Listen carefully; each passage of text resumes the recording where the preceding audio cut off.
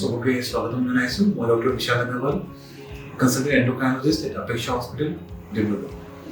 আজি আমি কথা পাতিম obesity and its complications বিষয়ে। Obesity আপোনাৰ তিনিটা কমপ্লিকেশন কৰিব পাৰে। It can be categorized as 3 M's. প্ৰথম M হ'ল আপোনাৰ মেটাবলিক হৈ গ'ল, যেনেকৈ হাইপাৰটেনশ্যন, ডায়েবেটিছ, ডিছলিপিডিমিয়া, সেইবিলাক অসুবিধা আপোনাৰ obesity কাৰণে হ'ব পাৰে। সেকেন্ড হ'ল আপোনাৰ কমপ্লিকেশন মেকানিকেল, যেনেকৈ আপোনাৰ অস্টিঅ'আৰ্থৰাইটিছ, শ্লিপ এপনিয়া, সেইবিলাক বেমাৰ আপোনাৰ obesity কাৰণে হ'ব পাৰে। আৰু থাৰ্ড হ'ল আপোনাৰ মেণ্টেল।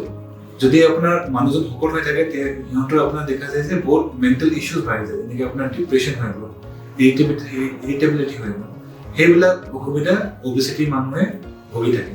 কিন্তু এতিয়া ভাল খবৰ আছে যে obesity কাৰণে আমাৰ চিকিৎসা আছে।